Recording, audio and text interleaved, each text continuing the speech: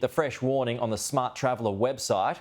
The update reads, in part, Australians in Lebanon should leave immediately while commercial flights remain available. The security situation could deteriorate rapidly throughout Lebanon with little or no notice. Some airlines have postponed or cancelled some flights. Further flight cancellations and disruptions could occur with little or no notice. The government has advised Australians against travel to the area since October 19. Now, on that note, let's bring in Australia's former ambassador to Lebanon, Ian Parmeter. Ian, good to see you this morning. Now, the reason why that is so significant when they're saying things could happen in a spur of the moment, because I remember back in 2006, one of the first things that was hit was the Lebanese airport, the runway, so planes couldn't take off and planes couldn't land. So essentially, folks who wanted to leave became stuck. So it's an important warning, is it not? Exactly.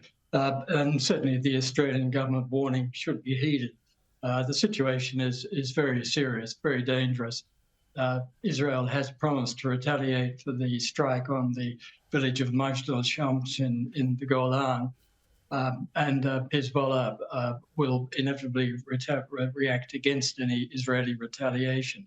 But at the same time, I think both sides will probably want to keep some limit on the retaliation. The Israeli government would be being advised by its military that it is not a good idea to start a war on another front, particularly if the risk of war in Lebanon spiraling out of control and becoming Israel's main war occurs, because Israel simply doesn't have the manpower.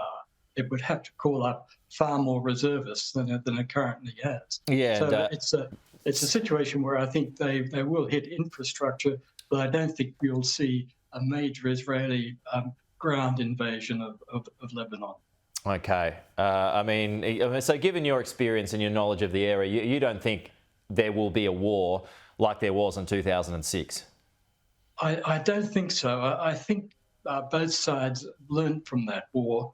It was quite a shock to Israel because they really didn't think when they went in 2006 that Hezbollah would be able to blunt the Israeli attack in the way they did.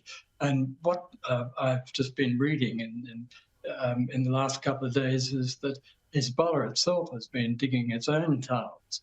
Of course, Hamas has a great organization for developing tunnels.